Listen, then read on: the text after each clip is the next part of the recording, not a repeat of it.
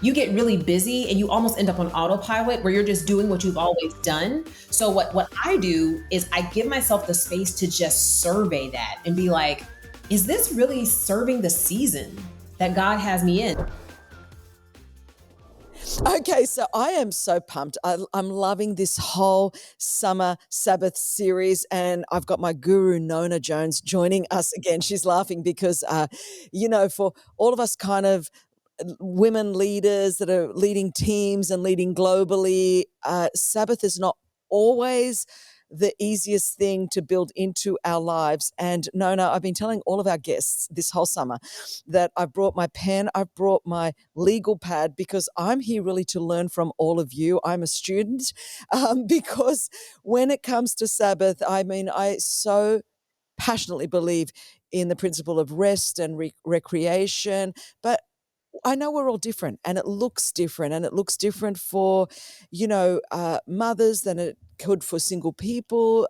It might look different for someone that's got a newborn to somebody that's a corporate CEO on flights around the world all the time. And so there's no easy way. I think in a real kind of perfect world, we all think, awesome, I'm going to go to a monastery on a Greek island and I'm going to seek the face of God for 2 weeks and I'm going to have silence and solitude and rest.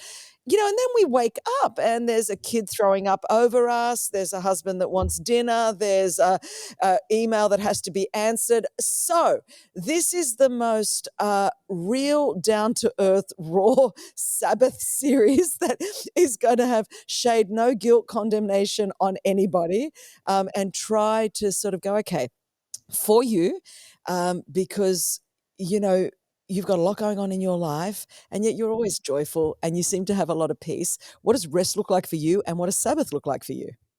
Oh, Chris. So first of all, I'm so glad my husband isn't in here with this question because my husband, he's always getting on me. He's like, you need to rest. But Sabbath for me, it's so hard to describe. Like work in some ways is rest for me. This is going to sound weird, but work is rest for me because it's purposeful.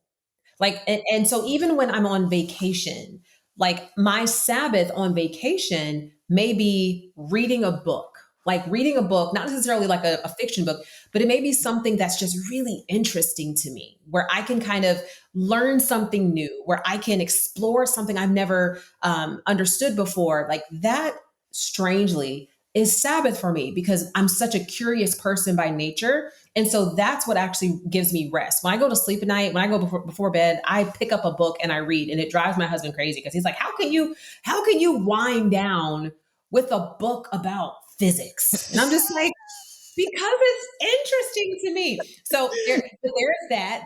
I love just intellectual stimulation. I love that. But I do also like a good facial. All right. So I like to be able to just relax. And the water is my peace. Whenever I can get by the water, I feel close to God.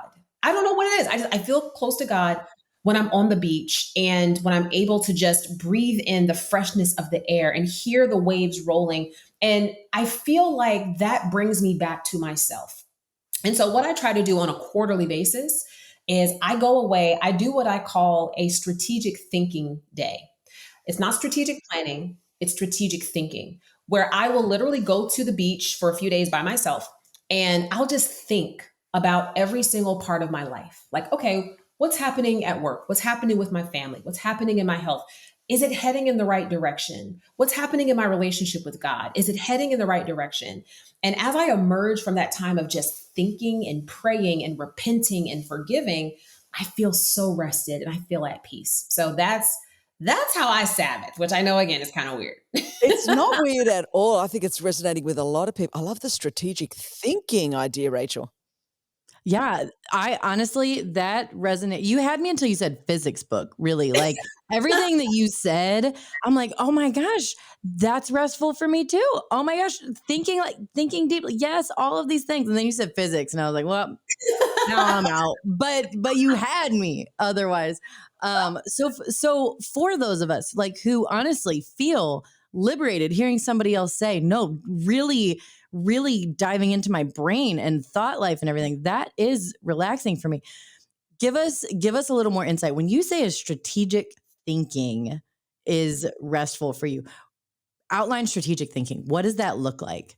Sure. Yeah. So for me, when I'm starting to feel overwhelmed and frustrated, it's usually because my life is so packed that I don't have margin to think because it's just the nature of the life that I have. Is like I have to go from one thing to the next. If it's not work, then it's ministry. If it's not ministry, then it's church. If it's not church, it's my husband. If it's not my husband, it's my kids. And so it's just like this loop.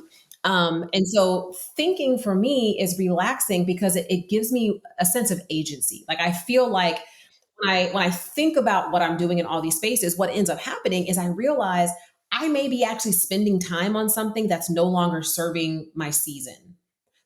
Because you know how it is, like you get really busy and you almost end up on autopilot where you're just doing what you've always done. So what I do is I give myself the space to just survey that and be like, is this really serving the season that God has me in? There have been some things that I've taken off my plate just because I paused and I realized, wait a minute, this is no longer serving my season. Like I can't do this because the season that I was doing it well in has changed. And now I need to remove it from my plate. And so I just think about everything I have going on. I chart it out. I actually take like the big sticky note wallpaper and I just write out what all is on my plate in every area of my life. And is this thing serving the season that I'm in? Do I need to remove it? Do I need to step away from it? Do I need to lean into it? And if so, what does that look like? And when I emerge from that process of just looking at everything, I feel way more in control than I do on the outside of it. So if you don't, okay, so you have that opportunity to go away once a quarter, you said. Is that what it was? Once a quarter? Yeah, I try once a So quarter. in normal busy seasons, which is, say, everybody's normal everyday life, what does a Sabbath and, the Lord telling us to observe the Sabbath, what does that look like for you? So because of my background in social media, one of the things I do for sure is I set aside a day where I just stay off of my devices. Like some people, they'll do, social media breaks, social media Sabbaths. That's fine. I haven't done an extended one, but I will take a day a week and just like step away from it so that I can hear from the Lord. Because what I do know is the way that social media tends to work is unfortunately it does play on our human psychology. And so that's why like the notifications can be addicting because it releases endorphins and you're like, oh, it's the dopamine and the dopamine hit. Somebody said something to me. So I'll step away so I can think clearly. And that helps to calm my mind just for a day to not have the devices and just to be able to focus on the present, which I think I've been doing that. I realized the present is such a gift to me. And then also, to the best of my ability, I try to go to bed by 10 o'clock. That's like 10 o'clock. I wake up in the morning, I go for a run. That's how I clear my mind, get the endorphins flowing, and start my day just on a high because I don't drink coffee. That's how I kind of get my body moving. Wait, But pause. Mhm. Nona, I never knew this about you. Can we even be friends? What happened? This is deeply problematic. How did I not know this about you? Did you stop drinking it? Have you never drunk it? What I've on never earth? taste. No, I've never drank coffee. I do not like it. As a matter of fact, one time I had a business meeting and we decided to meet at Starbucks. This was many years ago. And I was like, okay, cool. I'm going to get with this coffee thing. And they had a strawberries and cream coffee on the menu. And I was like, that sounds right up my alley. I like juice. I like strawberries. I took a sip of it and like we were having a serious business conversation and I couldn't speak because I couldn't spit it out. Like it was not what I was expecting. I don't know what I was expecting, but it wasn't that. So no. Sorry, please continue if you remember what you were saying because I don't even know if we can be friends anymore. Listen, I love all coffee drinkers. Okay. I do. I'll have a hot chocolate. I'll have a hot chocolate. Okay. But no, like that's what I do. When I go for my run in the morning, when I get done, and here's what I have also found: when I'm feeling overwhelmed, if I go for a run, by the time I'm done, I feel peace. I just do, and I'm like, you know what? I don't need to tell that person off. I don't need to tell them off. I'm good now. I just feel better. So those are some of the strategies that I use in the moment to try to calm myself. say Sabbath. Yeah. I am now praying that God would give me as good of a heart as you have, that running could replace my coffee. Like I just can't even comprehend that. Like really and truly. That might Yeah, be the most sorry. shocking thing that I've ever heard. Oh my gosh. Oh no. So, okay, so Nona, you get up and you run. You take your periodic retreats. You read before bed. These are rhythms that like I pray for, that I could get. So for somebody like me who is so bad at rhythm, just I am terrible at keeping a rhythm. What would you say is like a first step and ease into like having those kind of weekly rhythms and those weekly disciplines? So what I had to do is, because I was similar. This was maybe I don't know, 15 years ago. I was very much so just kind of felt overwhelmed. I couldn't get stuff done. I couldn't get in the cadence. What I started to do is, and this is how I run my life, is so every either Saturday night or Sunday morning, I will actually look at my calendar for the week and I'll print out every single day. I will identify what are the like top priority things that I have to do this week. Like there's no negotiation. I have to get this done this week. I'll list that out. What are the things that would be nice to do this week, but they're not urgent? Doesn't have to be this week. And then I'll also list out what are the things that don't have to be done this week, but I need to keep them top of mind because they will have to be done at some point. I organize those into 3 categories. And then I look at my calendar and I actually schedule time on my calendar for those high priority urgent things. If there is space for that next level, I will also schedule time for that. But if you look at my calendar says first thing in the morning, it says workout. After that, it says prayer and study time. After that, I have my work time. After that, I work out twice. So I have a second workout. That's to like get my juices flowing at the end of the day. And then I have reading time on my calendar right before bed. So it's on my everything I do, like every minute of my day has a name.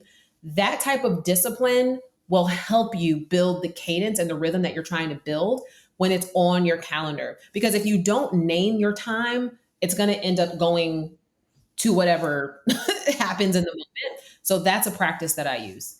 So when you wake up and you don't feel like running, what do you do? I run. Ooh.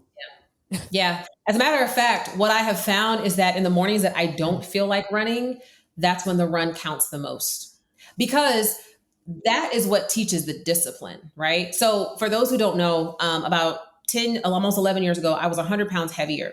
I was pre-diabetic. I had chronic pain. I was chronically exhausted. Listen, I had tried all the diets. I had tried Atkins, Weight Watchers. I had tried counting points. I tried the whole thing and nothing worked. And I decided that I was going to just do the one thing that does work, and that was eat right and exercise. So I eliminated soda, juices, everything. I only drank water. That was it. I eliminated sugar from my diet. I'm a sugar addict. All right. Look, we talk about coffee, people needing coffee. If I could just have a cookie, I'm good. Like I love sugar, but I eliminated it from my diet. And within the first, I think maybe 4 or 5 months, I lost 60 pounds. I started running. I did the Couch to 5K app, which is awesome. I recommend it to anybody who wants to start running. Yeah. Did that. And then once I finished that, I was like, let me see if there's a 5K to 10K. There's a 5K to 10K app. I did that. After I finished that, I registered for a half marathon and ran the half marathon. I said I would never run another race in my life. I got to the finish line. And as soon as I got to my hotel, I registered for another race. Like it was just finishing was so emotional for me. But yeah, I lost another 40 pounds over 5 months. And so it was 100 pounds lost. I've lost 110 pounds to date. And I keep it off by being disciplined.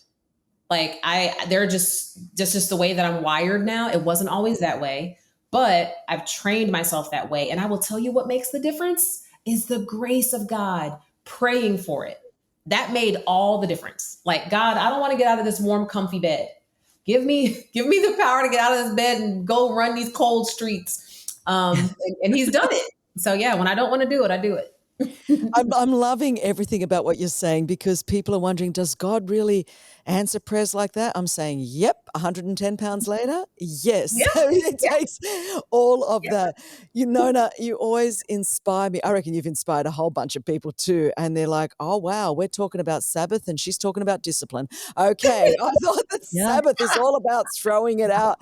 But in fact, it's the opposite, rest and recreation. And the fact that you have so much intentionality to put that in your calendar, because if you don't plan for it, you won't have it. So you find the things that recharge you and replenish you, and you put those in your calendar, and that's what you do. And you like to have fun. You laugh a lot. So let me just say before I wrap this up, what's one of the most fun things you've done, in recent kind of months? I mean, going to Greece with you was Oh, there's that. kind of You just fun. told everyone. She told them all. Okay. That was though Greece has been on my bucket list, like literally on my bucket list my whole life because I love Greek food. Like Greek food for me, I feel like I am part Greek somehow. Yes. I'll It's take you as always my been, sister. thank Yeah. you, my Yes. Greek sister. But yeah, no, that trip was amazing, restorative. Oh, After wow. right after that trip, I was able to go to London and I was there for a few days. I spent my birthday in London, which Yes, was you did. great. So yeah, I do. I have fun. Look, work hard, play hard, love hard, laugh hard. I do it all to the extreme.